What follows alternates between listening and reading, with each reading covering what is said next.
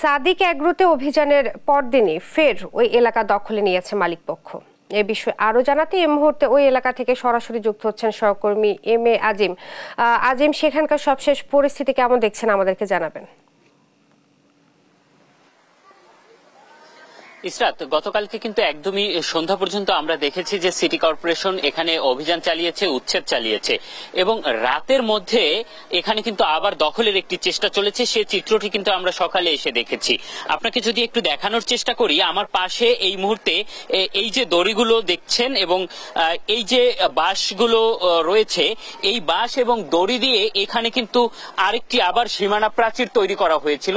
যে সীমানাটি আসলে এই যে সাদেক এগ্রো গতকালকে যে সাদেক এগ্রোর যে অংশ ভাঙা হয়েছে সেই অংশ থেকে অনেকটা দূর কিন্তু তারা চলে এসে এই যে সীমানাটি তারা রাতের মধ্যেই তৈরি করেছিলেন। এবং আমরা যখন এখানে এসেছি, এখানে এসে কিন্তু দেখেছি যে সিটি কর্পোরেশনের লোকজন কিন্তু এখানে সকালে আবার এসেছেন। তারাও কিন্তু অনেকটা অবাক হয়েছেন যে রাতের মধ্যে তারা আবারও দখলে গিয়েছেন। আরেকটি বিষয় হচ্ছে যে খালটির যে অপর প্রান্তে কিন্তু ইউল্যাব রয়েছে। সেই ইউল্যাবের যে আপনি এখনো দেখতে পাচ্ছেন যে ইউল্যাবের এই খালের পাশে কিন্তু নিরাপত্তা রক্ষীরা, তাদের নিজস্ব নিরাপত্তা রক্ষীরা এখানে রয়েছেন এবং তারা যেটি করেছেন যে তাদের যে অংশ, সেই অংশ থেকে অনেকটা বেরিয়ে এসে কিন্তু রাতের মধ্যে একটি টিনের বেড়া তৈরি করেছিলেন। সেই টিনের বেড়াটি আমরা দেখেছি যে সকালে কিন্তু আমরা আসার পর যখন আমরা ছবি নেওয়া শুরু করেছি, তার কিছুক্ষণের মধ্যে তারা আবারও শ্রমিক নিয়ে এসে তারা সেগুলো খুলে নিয়ে গেছে। এখানে একদমই বাঁশের বেড়া তৈরি করে, বাঁশ টিনের বেড়া তৈরি করে খালের ভিতরে পর্যন্ত চলে এসেছিল। আপনি এখনো দেখতে পাচ্ছেন যে তাদের যে শ্রমিক তারা এখানে রয়েছেন, তাদের যে নিরাপত্তা রক্ষী তারা এখনো এখানে অপেক্ষা করছেন। তো আসলে এই যে বিষয়টি, এটি কিন্তু একটি অবাক করার মতো বিষয় যে গতকালকে সন্ধ্যা পর্যন্ত যেখানে উচ্ছেদ অভিযান চলল, সেই উচ্ছেদ অভিযানটি শেষ না হতেই আবারও দখলের চেষ্টা। এভাবে যদি হয় সেক্ষেত্রে কিন্তু এই যে খালের উচ্ছেদ অভিযান এবং খনন শেষে যে ন্যায্যতা ফিরিয়ে আনা, সেটা কিন্তু অনেকটা দুরূহ ব্যাপার হয়ে পড়বে। এবং সেই জায়গা থেকে আরেকটি ব্যাপার কিন্তু স্পষ্ট যে এই যে সাদেক এগ্রো তাদের যে একটি বেপরোয়া আচরণ, সেটিও কিন্তু আবারও আমাদের সামনে প্রতিফলিত হয়েছে। আমরা যদি এখানকার একজনের, আমরা এখানকার মানুষের সাথে একটু কথা বলার চেষ্টা করব। আচ্ছা, এখানে আপনি কি দেখেছেন যে আসলে টিনের বেড়া দিয়েছিল কিনা এবং কিভাবে আবারও দখলের চেষ্টা? না, দখল তো অভিযান যতক্ষণ শেষ হবে না অতদিন দখলের চেষ্টা করার প্রশ্নে আসে না। অভিযান তো সিটি কর্পোরেশন এখন শেষ করে নাই, কালকে শুরু করছিল, কালকে আমরা দেখছি অভিযান চলতেছে, আজকেও হয়তো অভিযান চলবে। অলরেডি সিটি কর্পোরেশনের কর্মকর্তারা আসছে, কাজ চলতেছে। দখলের চেষ্টা তো এখনো চোখে পড়বে না। আমরা দেখলাম যে টিনের বেড়া বা এগুলো আসলে কারা করলো? টিনের বেড়া তো এগুলি রাত্রে মনে করেন যারা মনে করতেছে যে আমাদের কাগজ আছে, আমাদের জায়গা বৈধ আছে, তারা হয়তো ব্যারিকেড দিচ্ছে, তাদের জায়গা সেভ করতেছে।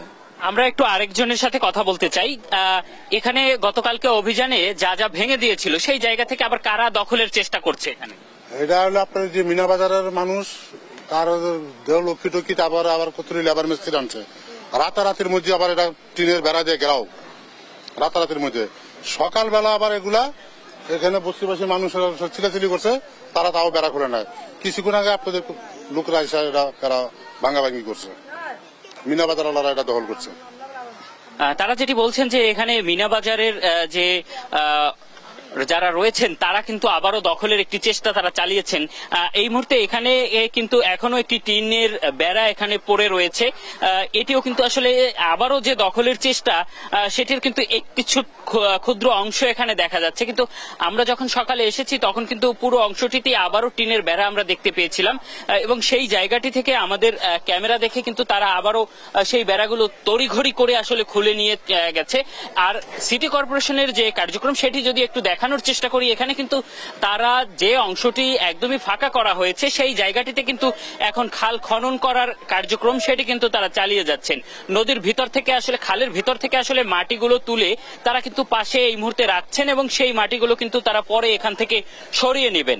এবং সেই জায়গা থেকেই বলা চলে যে এভাবে যদি আবারও দখল করা হয় সেক্ষেত্রে কিন্তু তারা আবারও উচ্ছেদ অভিযান ছাড়া কিন্তু আসলে এই খালটি খনন করা আসলে সম্ভব হবে না। এবং এই যে বাধা, এই বাধা উপেক্ষা করে আসলে কাজ করা কিন্তু একটি দুরূহ ব্যাপার হয়ে দাঁড়িয়েছে। এখানকার যে সিটি কর্পোরেশনের যে এই মুহূর্তে খাল খননের যে নেতৃত্ব দিচ্ছেন সিটি কর্পোরেশন অঞ্চলের যে 6 অঞ্চলের যে বজ্র প্রধান, তার সাথে আমরা কথা বলেছি। তিনি যেটি জানিয়েছেন, তিনি গতকালকে যে উচ্ছেদ অভিযান চালিয়েছেন নির্বাহী ম্যাজিস্ট্রেট, তার সাথে তিনি কথা বলেছেন। তিনি হয়তোবা কিছুক্ষণ পরে এখানে আসবেন এবং আবারও ঘটনাস্থল পরিদর্শন করবেন এবং দেখবেন আসলে যে কারা এই দখলগুলো করার চেষ্টা করছে এবং কিভাবে তারা দখল করার চেষ্টা করেছে। গতকালকে অভিযানের মধ্যে কিন্তু আমরা তার সাথে কথা বলেছিলাম। তিনি যেটি জানিয়েছেন যে তিনি কিন্তু ম্যাপ ধরে নদীর যে পরিধি, সেই পরিধি মেপে একদম তারপরে উচ্ছেদ করা হয়েছে। কিন্তু আজকে যারা আবারও দখল করছে তারা কিন্তু নিজেদের জায়গা বলেই আবার দখল করছে। সেক্ষেত্রে তারা কিন্তু গতকালকে যখন নির্বাহী ম্যাজিস্ট্রেট এখানে এসেছেন, সার্ভেয়ার এসেছেন, তাদের সাথে কিন্তু তারা কোনো কথা বলেননি, তাদেরকে কোনো কাগজপত্র দেখাননি।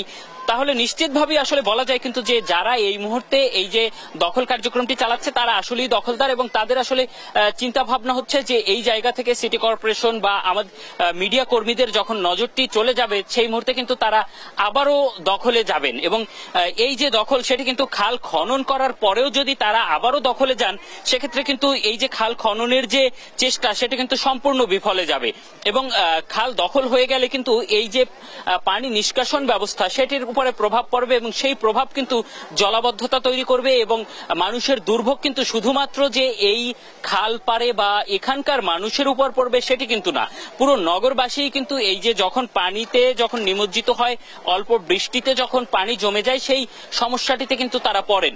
আমরা গতকালকে দেখেছিলাম যে সাদেক এগ্রোর যে অংশটি ভেঙে ফেলা হয়েছে সেই জায়গাটি থেকে কিন্তু তাদের যে পশুগুলো রয়েছে, তাদের যে ছাগলগুলো রয়েছিল সেগুলো কিন্তু তারা সরিয়ে নিয়েছিল।